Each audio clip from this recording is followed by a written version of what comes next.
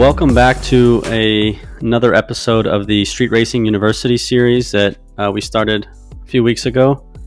This episode is going to be on draggies. I'm going to assume that you are all familiar with the basics of draggy, that it's encompassing the 60 to 130 mile per hour range, what DA means. I hope that most of you know that to even attempt a valid draggy, you need to be above a negative 1% slope. So has to be on a flat surface. So basically all the rules for draggy, I'm assuming everyone understands that.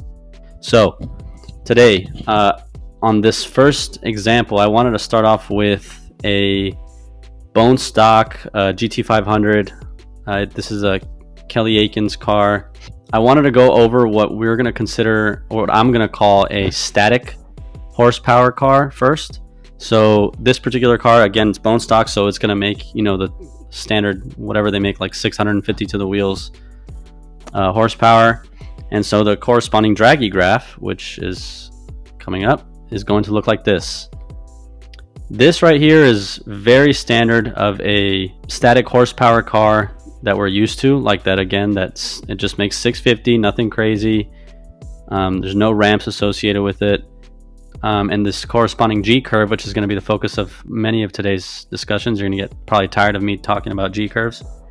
It's going to be linear and pointed downwards like this. It's going to start off high and go lower and lower and lower as the pull continues. That's because hopefully you all understand that as you go up in mile per hour, it takes more horsepower to accelerate a car at the same degree as it does at a lower mile per hour. So my point being that this right here, this tapering acceleration curve makes sense, right? Because as you go up a mile per hour, it's taking more power to push the car forward because of the added wind resistance, the added rolling resistance, aerodynamics. A lot of that comes into play, and eventually you can see this taper off. So that makes sense.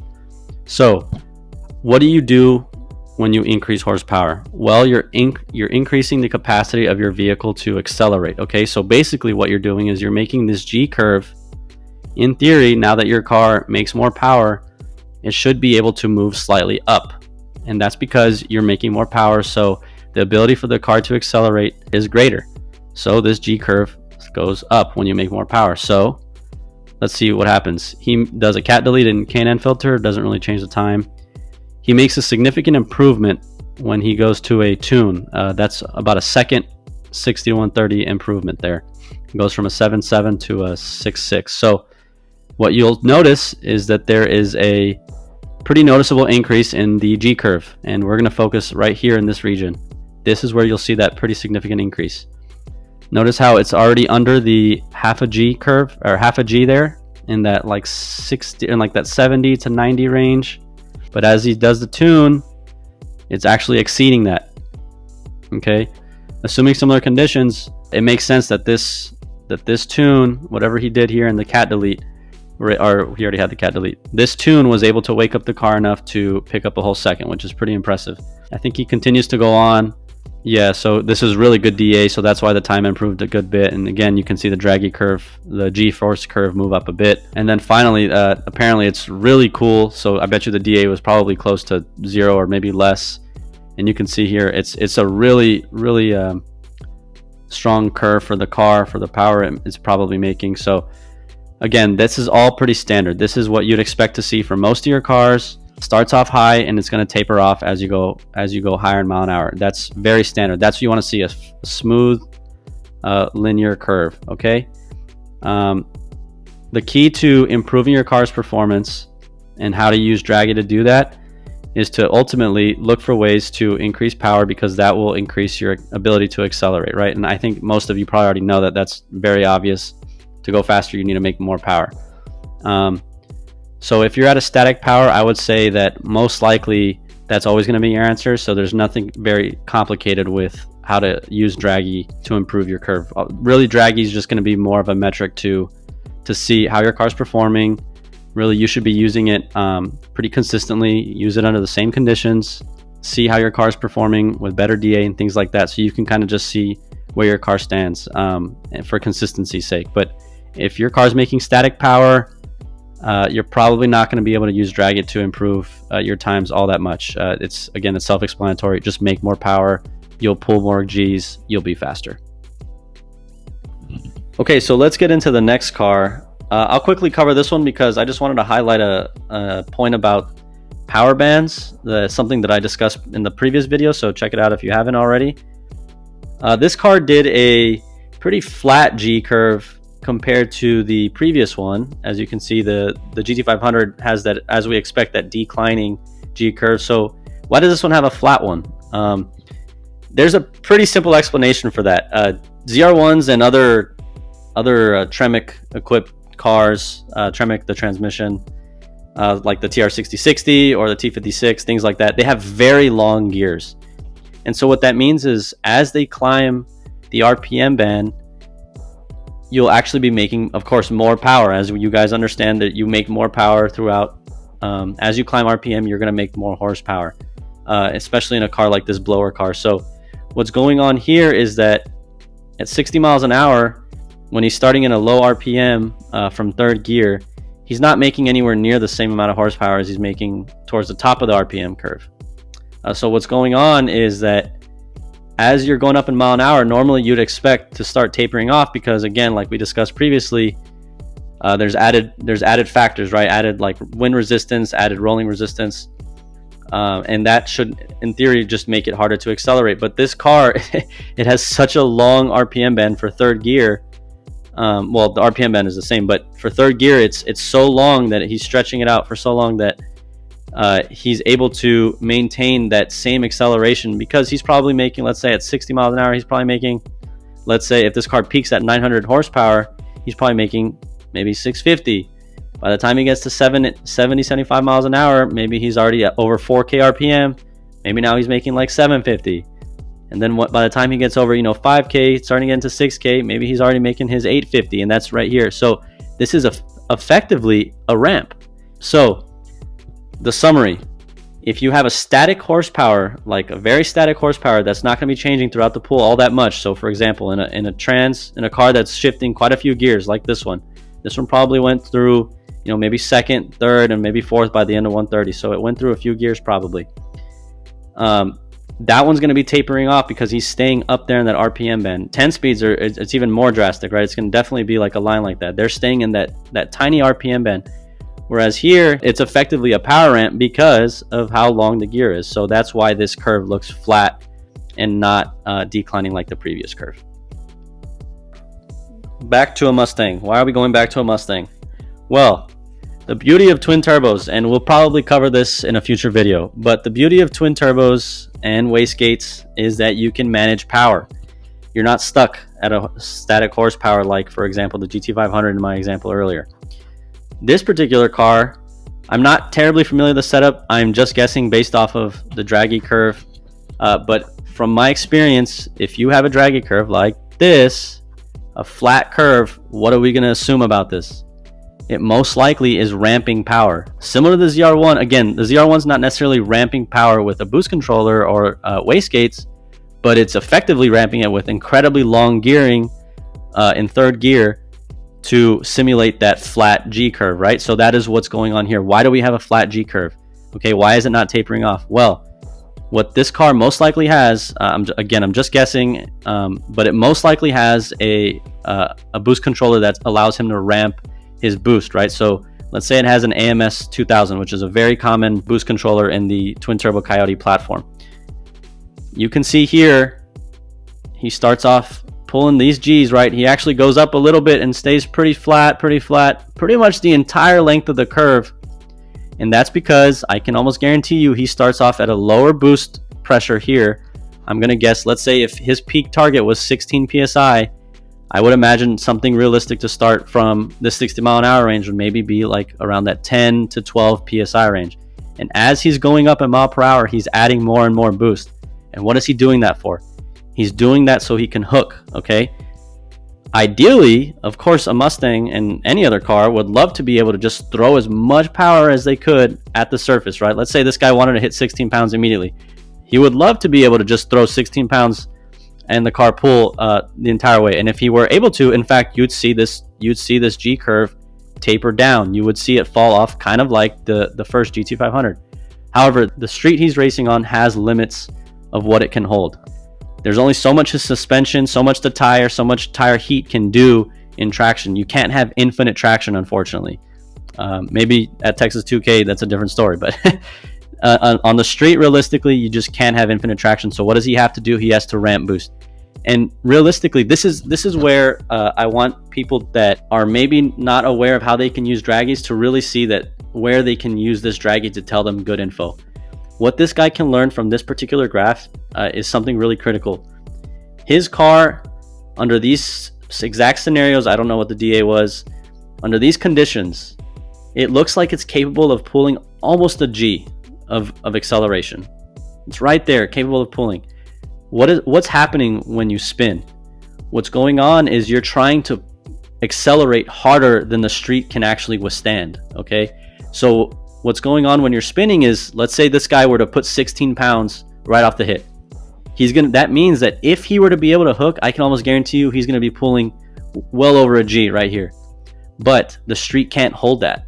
So what happens? He spins. So that's when the G forces would fall. So to mitigate that, he's just going to lower the boost there and ramp it in slowly. So what an effective and a perfect draggy curve for this guy is somewhere right here in this, like, let's say his peak G force is right in that 0.9 to 1.0, right there in that range. A perfect graph for him would be him starting off right at that peak the whole time, and it's staying there. And then of course, naturally, as he hits his peak 16 pounds, it's going to start tapering off a little bit. And so yeah, you can see here he's probably only pulling like 0.7 Gs as opposed to that one that he was pulling early on. But again, big highlight of the ramp and what the capacity of the street is and why ramps are so critical, and how you can use your draggy curve, your G-force curve, to figure out, okay, what am I capable of holding? So in conclusion, this G curve is an effective G curve for what the car's capacity is. So let's get into what happens if you have a better surface, right? AKA Texas 2K track, any type of prep surface, even prep street surfaces can really do wonders for pulling G's. And here's a perfect example. Here's a Pickle Performance car. This was performed at the track. I'm pretty confident it was, just based off the number of G's he's able to pull right here. And so that's what you can extrapolate from this graph. Look, this guy was able to go a little bit faster than the previous car.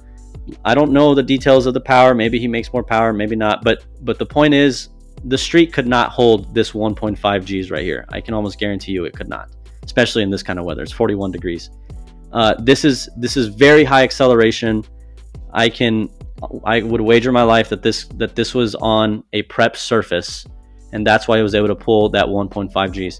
So I hope that clarifies as to why the track is such an effective way to get good 60 to 130s, and that's because the fact that it's a prep surface makes traction, of course, way better. And what does that mean? When you have way better traction, you're going to have way better capacity to pull Gs. And so the previous guy, for example, while he was limiting his car for the street from that lower mile per hour range, from that 60 to like 100 range, while he was ramping boost, I can almost guarantee you at the track he would not need to do that. He would probably be able to just throw all 16 pounds of his peak power right out the gate. From 60 miles an hour, he'd probably already be able to be hooking at that boost level, and he would be able to pull G's like this because the surface is just so effective. So I do want to address one misconception that's common about Dragys, especially locally, and people I think misunderstand what momentum is, and I want to highlight that the reason why track times are so much better is 95% just because of the traction capability and the very consistent flat surface and things like that. It does not have anything to do with momentum. Momentum does not play a role in Dragys. It's a common misconception that people just don't understand what momentum actually means. Momentum is actually just defined as mass times velocity. So if I cross that 60 mile an hour threshold at 60 miles an hour and my car hasn't changed in weight, my momentum is going to be the same. The difference and why you might see a less effective graph, besides the fact that if you started after 60, you already started the timer, so it's going to be slower, obviously, is the fact that you might not be in full boost. When you start from a 40, usually what's going on is cars that are boosted, or even NA cars or whatever, they're in their full power band as they're crossing the 60 mile an hour threshold. Okay, if you start at 60, or if you start at, let's say, like 58 or whatever, if you punch it, you still might be building boost. You still, like, blower cars probably not, but like maybe turbo cars, you might still be building boost as you're crossing the 60. Really, the goal is you just need to be in your full power band as you're crossing 60. It has nothing to do with momentum, and has everything to do with just being in your full power. So again, crossing 60 has a big role in how fast your 60 to 130 time is. It's not momentum. We can even look it up right here, momentum formula. Momentum is literally just mass times velocity, okay? Your velocity is always going to be the same at 60 miles an hour when you cross it, regardless if you started at 40 or whatever. As you're crossing 60, you have the same velocity and your mass is not changing. Therefore, momentum will always be the same. So if you see something like where are we? Like this, if you see something like this where you're still kind of ramping, you're leaving a little bit of room on the table. So that's a big learning point that you can use from this particular draggy. This is a little bit more of an advanced topic, which is the split section of the draggy report. So here you can see the 10 mile an hour increments as the pool is conducted of how much time it took to go up that additional 10 miles an hour, correct? So what that means is you can actually figure out the splits of the car between those 10 mile an hour ranges, right? So this example right here, it took him from 60 to 70, 0.58 seconds, right? The next segment, what is that? It took him 42, 51. It took him 0.51 seconds to go from 70 to 80. So what that means, or what this guy is able to learn from that result, is that he actually accelerated better from 70 to 80 than he did from 60 to 70. So what we were discussing earlier, he's potentially leaving some room on the table there. So if he could focus on getting that 60 to 70 a little bit lower, seeing as how the car does have that capacity, since it went 0.51 in the next split, he could actually improve his time. So let's see the next time. It looks like it went 0.54. Okay, so 0.54, pretty good. He's maintaining a pretty good pool. Again, still not 0.51, but it's okay. I mean, these are 300ths. This is marginal time here.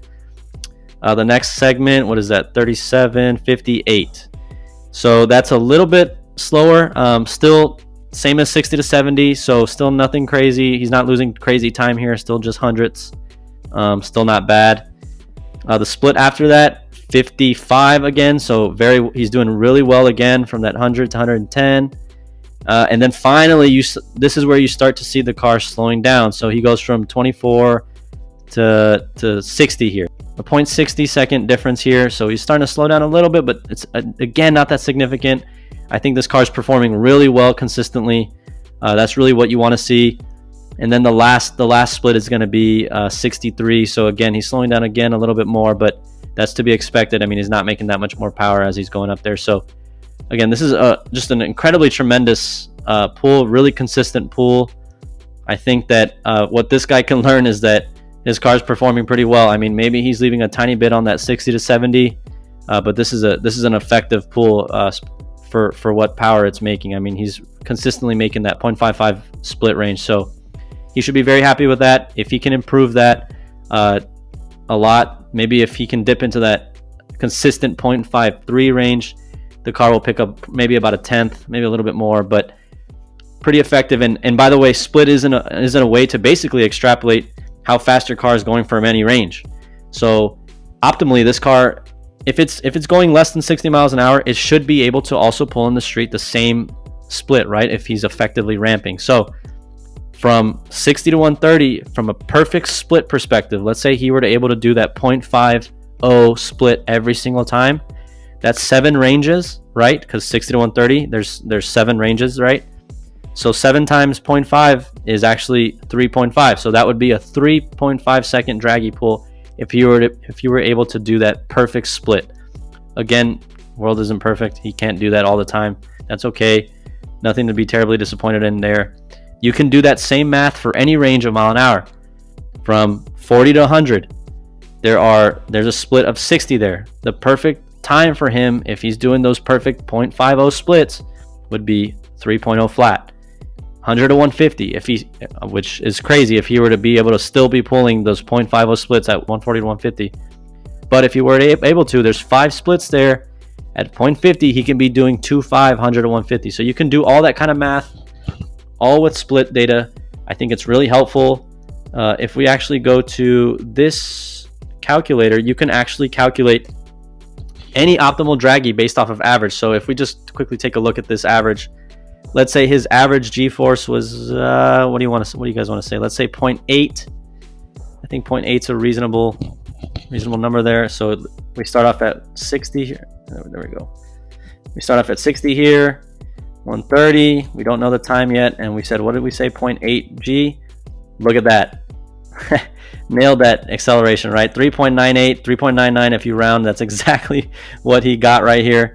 So you can use that calculator to see what type of G's would result in what type of times. Remember, static horsepower cars, of course, are tapering down. So you're going to kind of usually take that middle value. So if you started at, like, let's say for the GT500, let's say he started at 0.6 G's, but by the end of the curve, he was doing 0.4. Well, so what does that mean? You just use an average acceleration of 0.5, right? So something like that would result in a 6.4 second, 60 to 130. So this is a pretty cool mathematical calculator to figure out what type of 60 to 130s you'd be running depending on average G's. And so this is how you can use your optimal G's to figure out your best times. Okay, and lastly, I just wanted to cover some absolutely ridiculous cars like this Huracan right here, just for the fun of it. Now that we've learned quite a bit, we can see how a car like this is able to perform at this level. This is absolutely insane. And this is at the track, of course. So something like, and actually I do want to highlight something like this. It does play a role in how you go evaluating draggy pulls. This particular car is a Huracan with all-wheel drive equipped. And this is a track pass, and you can see here it's pulling an absolutely ridiculous amount of G's when it's crossing that 60 threshold. This is pulling almost 2 G's, something that we couldn't even dream of on the street unless it's like an insane prep. I still don't even think. I think it would have to be an all-wheel drive vehicle, but this here is highlighting the capacity of all-wheel drive even on a prep surface, pulling 2 G's across that 60 mile an hour threshold. So if we compare it to the street, which is something like this, you can see here, again, this is very similar to the example we gave previously with the track. This same vehicle isn't able to pull those 2 G's because it's on the street, right? So on the track, it's able to pull pretty effectively early on. And so you can see its time is hindered a little bit. I mean, this is still an insane time. But yeah, its time is hindered a little bit early on. You can see on the street his capacity is maybe that 1.5 G range. If he made infinite power, he'd probably be happy making a perfect street pull for him would be that 1.5 G mark right here across this curve right here. If you make infinite power, of course he doesn't. He basically makes probably 2,000 horsepower or something insane. So he's able to pull 1 G like nothing at 130. But yeah, you can see here the difference that the track makes. But again, this right here just is a huge testament to all-wheel drive capability.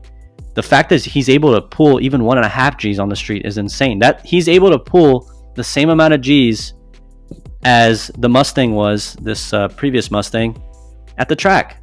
And this is on the street. And again, that really highlights why all-wheel drive is such a relevant platform for going really fast 60 to 130. If you're in a rear-wheel drive vehicle, you're going to be, of course, at a handicap compared to all-wheel drive. All-wheel drive really just has this advantage of really raising that G capacity. So how do you raise your G-force capacity? So someone like this particular, let's say this particular car, this is a good example. So something like this particular car, he can raise his G capacity through a few things. Maybe he gets better suspension parts. Maybe some crazy coilovers can raise this capacity just a little bit. So instead of it being where his peak traction ability is able to let him hit that 1 G, maybe he's able to hit like 1.1, 1.05 G's. And so that would be the first step. Maybe he can do other things like add a ton of weight to the trunk, add a bunch of downforce in the rear. There are a few things he can do to increase this capacity. And so that's why cars do get faster when they get better suspension, better aerodynamics. all of that raises your capacity of acceleration. So there are a few ways to improve your time other than making bigger horsepower. Of course, for the guys making static horsepower, it's going to be harder. The ultimate goal for you guys will be just to increase your power. But as you go up and you need to deal with power management, looking at your draggy curves and seeing where you can optimize this G curve will be your best bet on improving your times.